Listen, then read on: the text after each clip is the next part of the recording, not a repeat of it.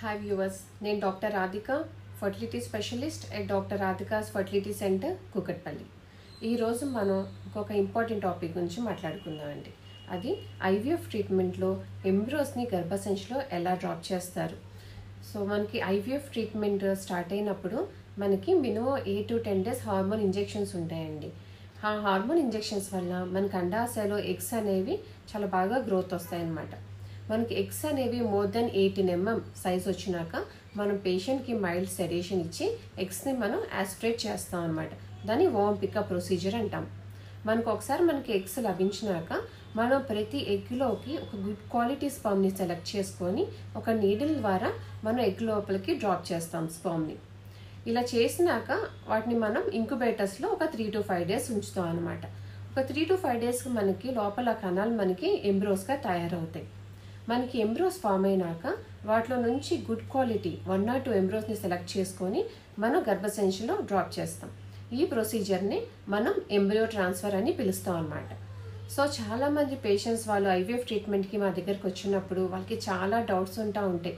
Embryo transfer అనే procedure ఏమన్నా పెయిన్గా ఉంటుందా, దీనికి ఏమన్నా మత్తిస్తారా మాకు, మేము ఈ ప్రొసీజర్కి ఏమైనా హాస్పిటల్లో ఒకరోజు అడ్మిట్ అవ్వాలని అడుగుతూ ఉంటారండి.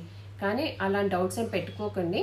మనకి ఎంబ్రియో ట్రాన్స్ఫర్ ప్రొసీజర్ అనేది చాలా సింపుల్ ప్రొసీజర్ అండి. మనకి ప్రొసీజర్లో ఎటువంటి పెయిన్ ఉండదు మనకి. అలాగే ఈ ప్రొసీజర్ కోసం మీరు హాస్పిటల్లో అడ్మిట్ అవ్వాల్సిన అవసరం కూడా లేదు. ఇది డే కేర్ ప్రొసీజర్. మీరు ప్రొసీజర్కి 1 గంట ముందు మీరు హాస్పిటల్ రీచ్ అయితే సరిపోతుంది. అలాగే మనకు ఆ ప్రొసీజర్ అయినాక మిమ్మల్ని ఒక 1 hour మాత్రమే మేము హాస్పిటల్లో ఉంచుతాం అనమాట. ఎందుకంటే ఆ ప్రొసీజర్ అయినాక దానికి సంబంధించిన కొన్ని ఇంజెక్షన్స్ కానీ కొన్ని ఫ్లూయిడ్స్ అనేవి ఉంటాయన్నమాట. అవి తీసుకున్నాక మీరు ఇంటికి వెళ్ళిపోవచ్చు. అలాగే ఈ ప్రొసీజర్కి మనకి అనస్థీషియా, సెడేషన్ అనేది అవసరం లేదండి. ఎందుకంటే ఇది మనకి పెయిన్లెస్ ప్రొసీజర్ కాబట్టి.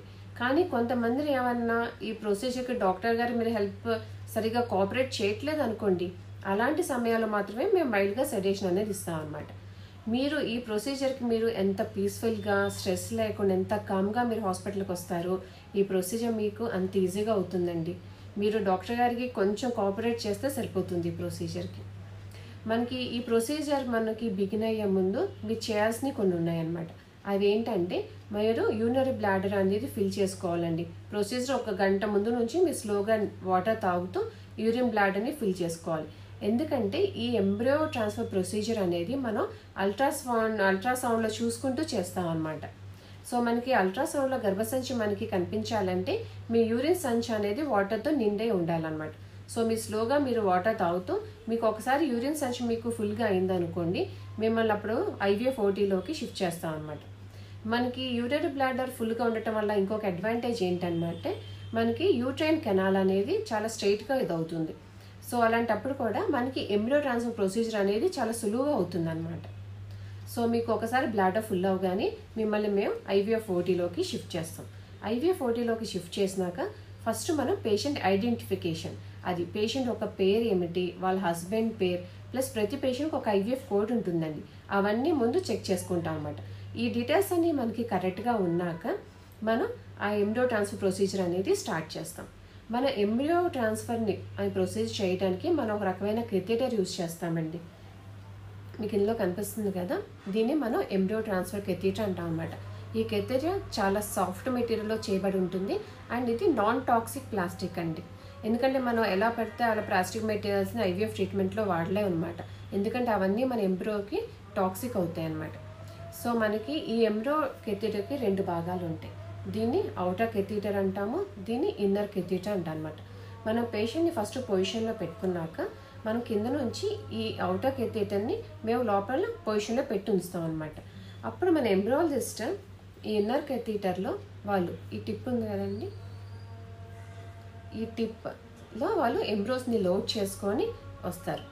ఈ అవుటర్ కెథీటర్ లోపలికి ఇన్నర్ కెథీటర్ని మేము ఇట్లా ఇన్సర్ట్ చేసి గర్భసంచిలోకి పుష్ చేస్తామండి. ఇట్లా మనకి టిప్ అనేది ఇట్లా బయటకు వస్తుంది అనమాట. సో మనం ఆ పొజిషన్ ఎట్లా ఉంది ఏంటి అనేది మేము అల్ట్రాసౌండ్లో చెక్ చేసుకుంటాం. మనకి ఈ ఇన్నర్ టిప్ అనే గర్భసంచిలో మనకు ఒక కరెక్ట్ పొజిషన్లోకి వచ్చినాక ఎంబ్రియాలజిస్ట్ మనకి ఎంబ్రోస్ అనేవి లోపలికి పుష్ చేస్తారనమాట. సో అట్లా పుష్ చేసినాక కొంత సమయం అట్లా ఉన్నాక ఈ 2 కెథీటర్స్ని మేము స్లోగా బయటికి రిట్రాక్ట్ చేస్తాం. సో ఒకసారి మనం కెథెటర్ని మనం బయటకి తీసినాక ఈ కెథెటర్ని ఎంబ్రియాలజిస్ట్ లోపల మళ్ళీ మైక్రోస్కోపీలో చెక్ చేస్తారండి. ఎందుకంటే ఒక్కొక్కసారి మనకి ఎంబ్రియోస్ గర్భసంచిలో డ్రాప్ అవ్వకుండా మనకి కెథెటర్ లోపలే ఉండే అవకాశాలు ఉంటాయి. అందుకని ఈ ఎంబ్రియోస్ అనే లోపలే మనకి డ్రాప్ అయినాయా లేదా ఈ కెథెటర్కి అంటుకొని ఉన్నాయని మనం చెక్ చేసుకోవాలి.